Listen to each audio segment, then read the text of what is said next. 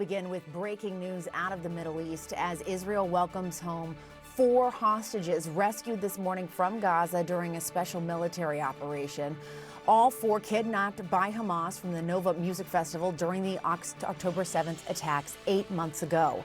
And they include 22-year-old Almog Mayer Jean, 25-year-old Noah Argamani, 27-year-old Andrei Kozlov, and 41-year-old Shlomi Ziv.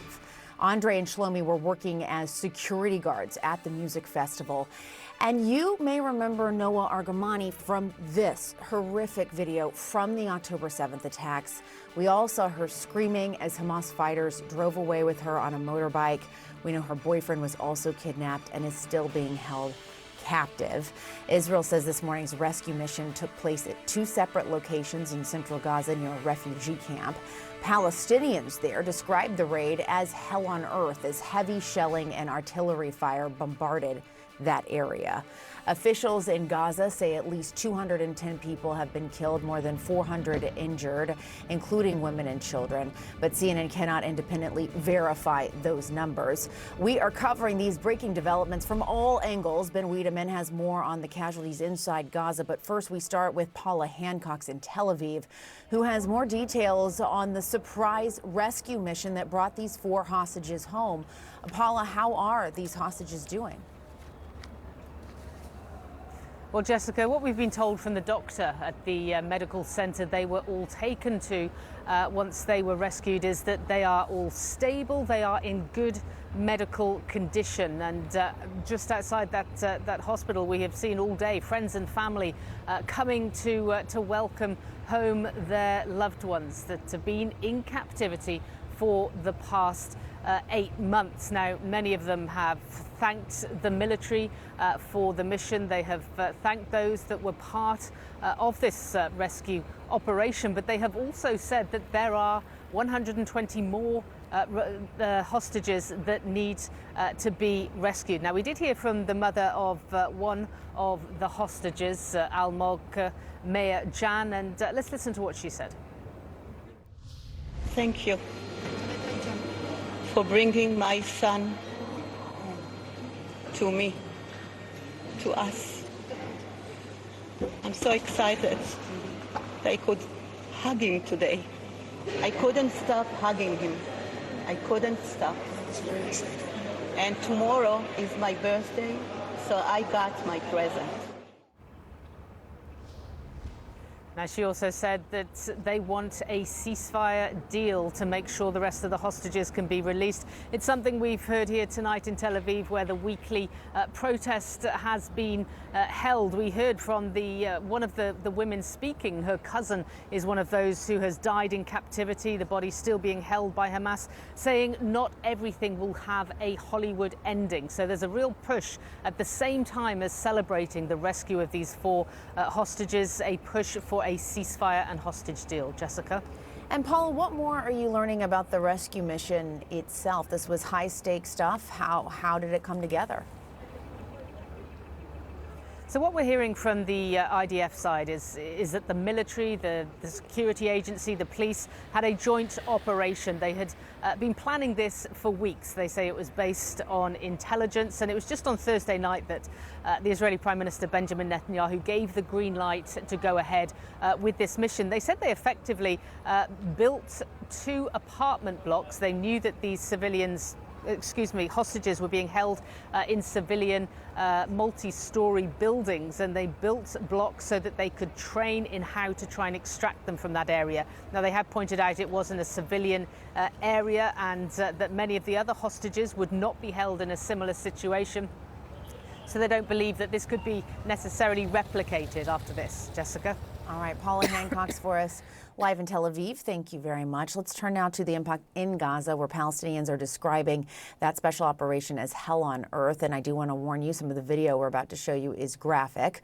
Locals telling CNN this about the aftermath of the attack, quote, "There are children torn apart and scattered in the streets."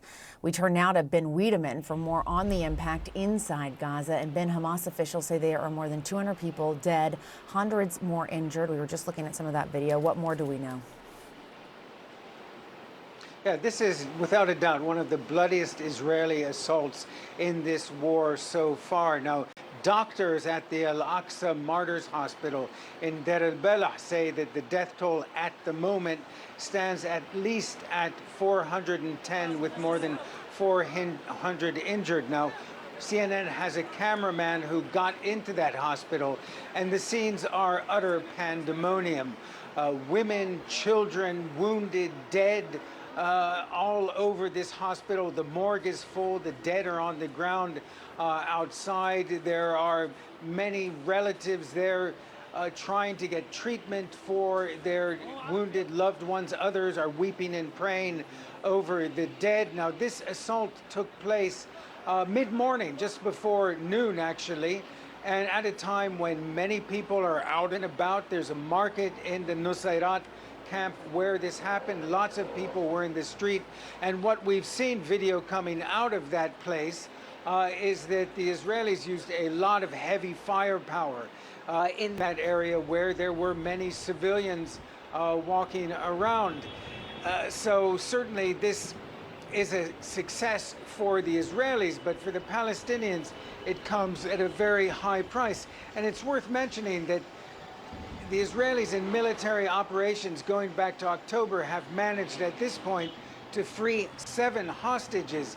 However, 105 hostages were released during a ceasefire back in late November, in which 81 Israeli hostages were freed, as well as 24 foreign nationals. So it's clear that after 8 months of war and a death toll of over 36,000 in Gaza, that the best way to get people out, the hostages free, is not through dramatic military action, but it's through a ceasefire.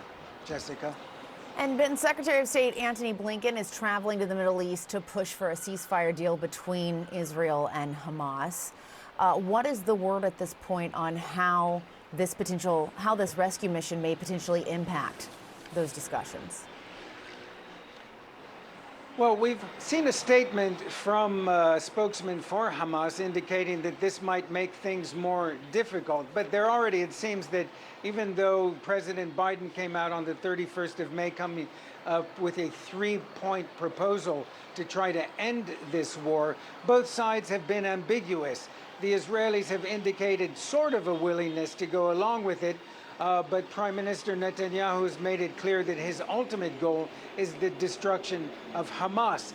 Hamas wants Israel to agree to a complete and permanent ceasefire, so they still seem to be well apart. The gap is wide between the two sides. Now, we know that William Burns, the head of the CIA, was in Qatar, and Brett McGurk, the Mideast coordinator for the White House, was in Cairo. So the efforts are being made, but they don't seem to be bearing fruit until now. Ben Wiedemann for us in Beirut. Thank you so much for that reporting.